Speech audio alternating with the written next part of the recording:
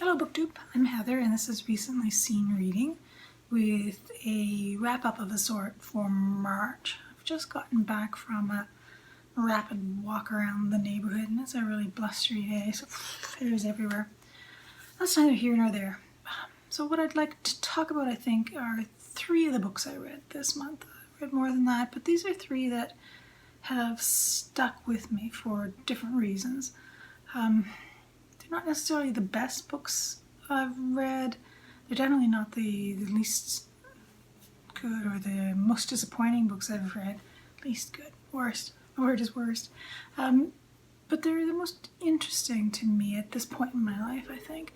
So the first is called Big Fiction by Sinykin. This came out from Columbia University Press last fall, and I picked this up from my public library. I had requested that they purchase it, and they did, which was fabulous. But it's not that wildly expensive for a university press book. If you buy it in paperback, it would run you $28 US. So that's not too bad. So what is it? It's a history of publishing in the United States from about 1950-ish to about 2010-20-ish. So that mid-century, mid-20th century to contemporary time. And it looks at the arc of essentially publishers merging together and new publishers emerging. He draws an argument that the conglomeration or merger of major publishers, the groups we now refer to as the Big Five, had a profound impact on the kind of books they published. That makes sense, but also that it had a profound impact on the kind of books that authors started to write and wrote in order to get published, of course.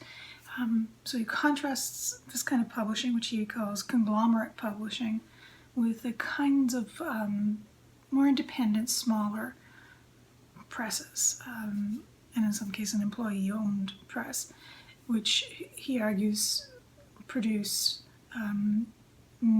what are on the surface more original material, things that we're more likely to see as literary, or as not influenced by genre in the way that writers working for conglomerate publishers tend to drift towards reworking genre formulas. And it's an interesting argument, and it's an interesting argument to look at because he takes seriously, Sinykin takes seriously the works of mass market genre writers. So here's a serious discussion of Danielle Steele, Jean Auel is mentioned, Stephen King, at the same time that he's talking about Toni Morris and Joan Didion. Saul Bellow, I think, comes in for a mention. So it's a intriguing approach, and the argument is interesting that the economics of publishing has a direct impact on how creative writing programs developed and how they function as kind of a branch for a certain kind of publishing, and how publishing mergers and they're shifting from being small niche or family fortune funded businesses to conglomerates owned often by venture capitalists, had an impact on what authors chose to write or how they wrote. Interesting. So if you're interested in publishing history, especially publishing history in the United States, you might want to borrow this from the library.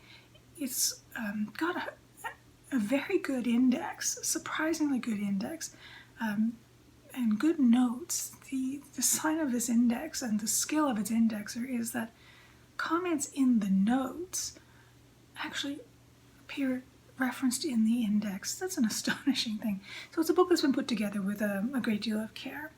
And even though it's essentially kind of a combination of business history and literary or publishing history, it's an easy read in some ways because it's full of gossipy little tidbits about various literary figures that if you follow contemporary 20th century American writing, you'll recognize some of the names and the figures, and that kind of creates a narrative drive behind the book.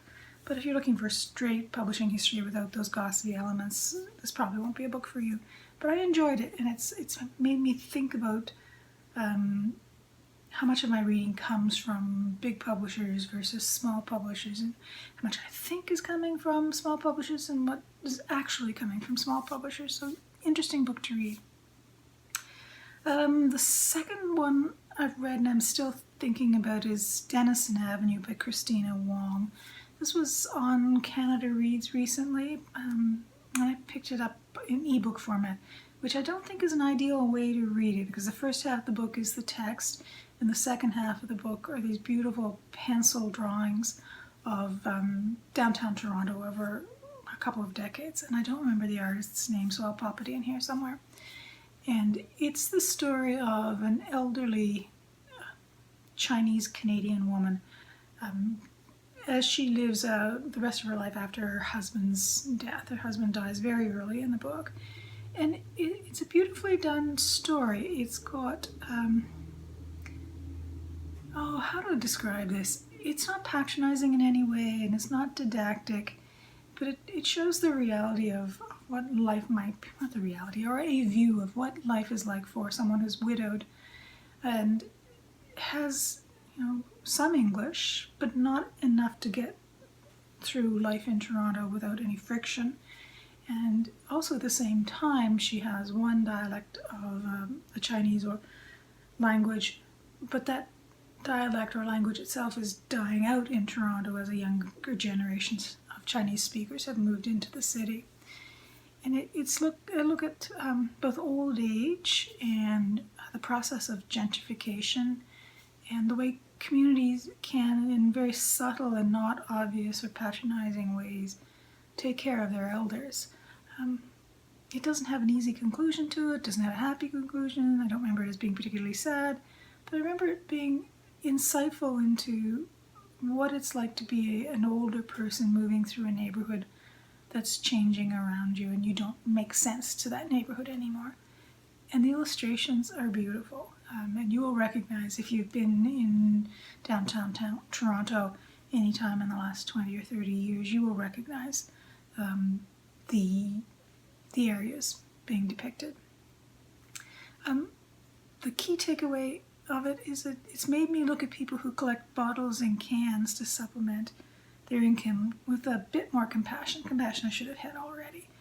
So I'd recommend that one, especially for anyone who's interested in immigrant experiences in Canada and urban living and the impact of gentrification on communities and on different kinds of communities.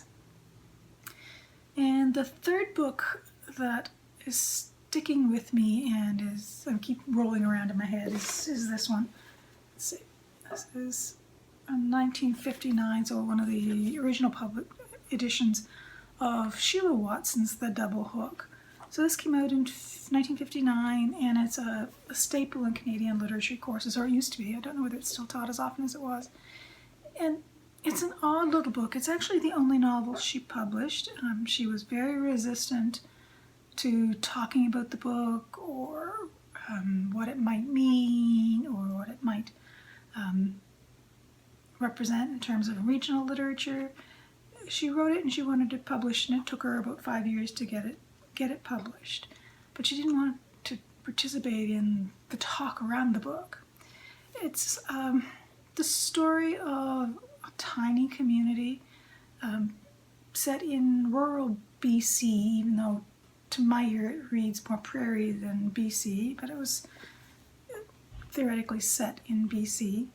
And it's the story of a couple of days in which 2 family or 3 family groupings, tiny families in a tiny rural community, fall apart. They don't actually, do they get put back together? They maybe get put back together at the end.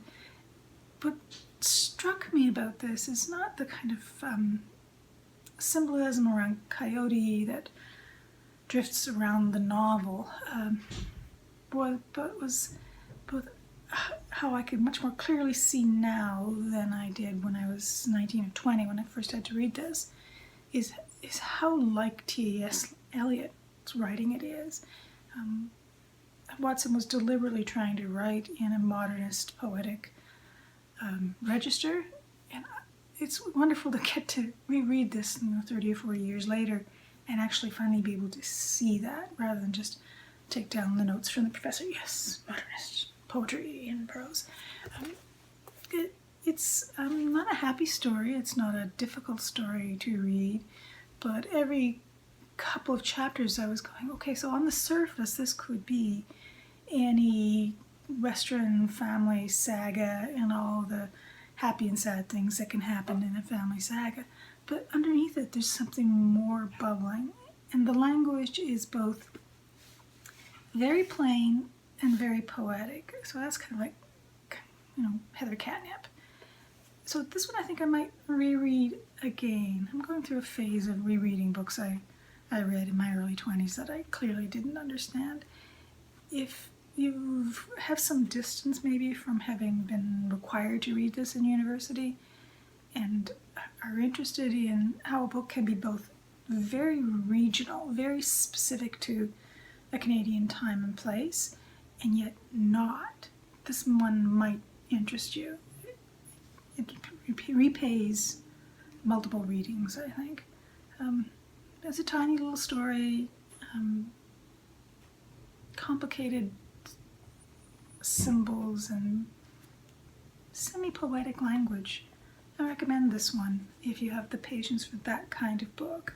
If you prefer family sagas that are, hundreds and hundreds of pages, this one's got like 150 pages, and lots of elaborated on drama, you won't enjoy this. But if you're looking for something short and subtle, Watson is a very subtle writer, and it's a very sad thing that this is the only novel she wrote and published. So that's what it was like in March for me. Now in April I'm going on a no borrow, so that as of tonight I'm not allowing myself to borrow any more books for at least a month. I have 35 books borrowed, and I need to finish some of them. So I also need to read and want to read some of the books that are on my shelf. So I will probably be doing some sort of TBR tackle through the month as well. But there's no point in me listing what I might read because I never stick to a list of books I might read, and I'm always trying to, never succeed at it. So I'm astonished that I know that there are people out there who draw up a reading list and stick to it. I have never been able to do that as much as I want to.